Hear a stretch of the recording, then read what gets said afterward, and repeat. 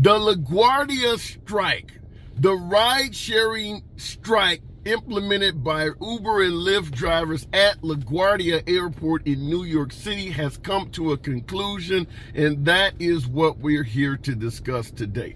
What up, folks? Once again, it is your boy Tim with another ride-sharing video. Now, I did a video just yesterday basically stating that I was very excited to see what the aftermath is in regards to the strike they had on Sunday at LaGuardia Airport. There was a strike between 12 p.m., noon, and midnight.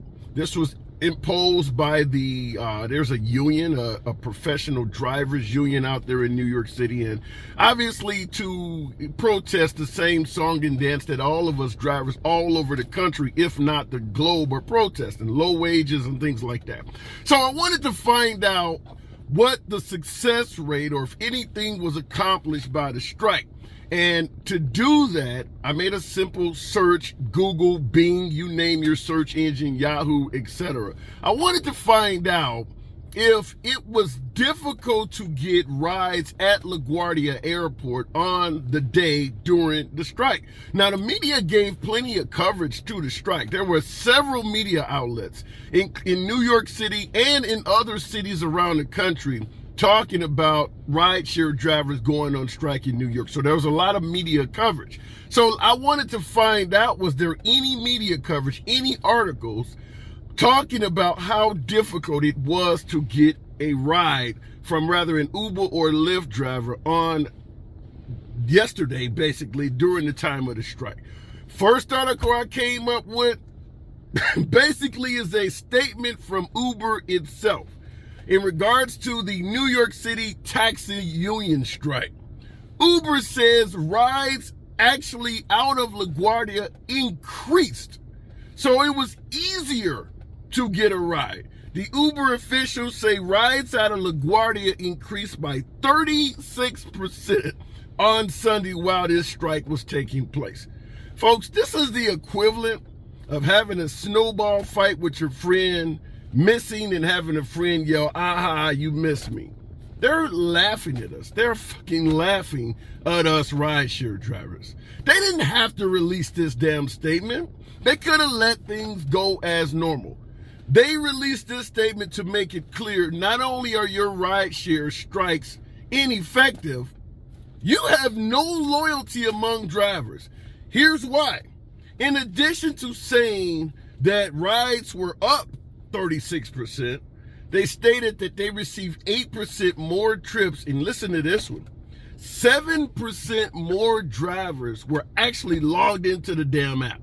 So not only are they making fun of our strike, they're pointing out we have no loyalty among us. 7% more drivers logged into the damn app.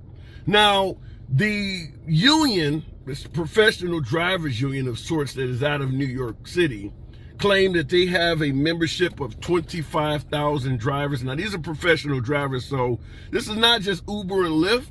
It's going to include taxis, limousines, and things like that. I told you in my last video that Uber in particular, but Lyft too, kicked the ass of the taxi business about 10, 15 years ago. Why would taxi drivers be on the side of an Uber or Lyft driver helping them receive higher wages? If we receive higher wages and continue driving for Uber or Lyft, it's going to further bury the taxi market.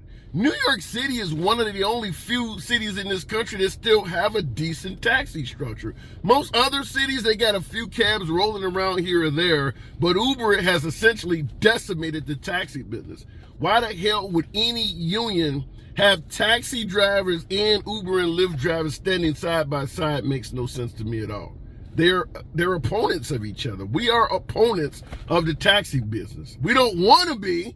Hopefully there will be enough money out here for all, but make no mistake about it, Uber was created as a low-cost transportation method in opposition to the price that you were charged riding with taxis, cashless, and all of these other different advantages they told you you had by grabbing an Uber, better cars, knowing what a car is through the app and all of that. So we were created from day one to be opposition to the taxi market.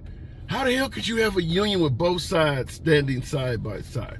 But nevertheless, I just wanted to bring this to you because this is fucking embarrassing. That they could release a statement. It ain't even been 24 hours yet, folks. I was able to find this shit. What is it, 9 o'clock in the morning right now? So less than 12 hours later, they are literally on the news. Aha, you missed me. Literally laughing at us drivers. And I've told you guys before, having a strike where you tell the company what time the strike ends, I mean, that's like us telling our enemies, well, we're going to leave out of Afghanistan on February. Well, then they just chill until February. I mean, it makes no sense at all. But looking at the results of this LaGuardia strike, it was a complete and utter failure. Folks, I don't know what else to say at this point other than, like one of my commentators in the comments said, your best bet is to simply quit this shit and do something else. Now, I totally understand that that is not an option for a hell of a lot of folks. You've rented cars or you've put quite a bit into being a rideshare driver. Many of you did it not knowing the prices were going to come down. And of course, if you're one of those folks making videos talking about how you make $2,000 a damn week or something like that, then this is obviously not meant for you. There are drivers out there that are making decent money, but for the most part, they're in one of America's top 20 cities. The vast majority, the overwhelming majority of Uber and Lyft markets are not in a top 20 city. You might make a fortune in Chicago, but you're not making that in Springfield, Illinois, or Peoria, Illinois, or Bloomington, Illinois. You may make a bunch of money in New York City. You're not doing that in Syracuse. You know, you're not doing that in Rochester. So understand the overwhelming majority of Uber and Lyft markets are not in any of the top 20 cities. And those folks are getting paid like shit. They're operating off of base fare. There's rarely surges or any of these other type of bonuses in those smaller markets. So for those folks, as the commentator stated, it might be in your best interest to seriously consider getting out of this shit and finding something else to do. Or it's basically what I do. I have a day job and I only drive when they're offering some form of a bonus, streak, surge, or something of that nature. I drive part-time and it is a very small part-time. Been driving off and on since 2014, but yeah, as the pay decreased, so did the amount of time I was behind the wheel.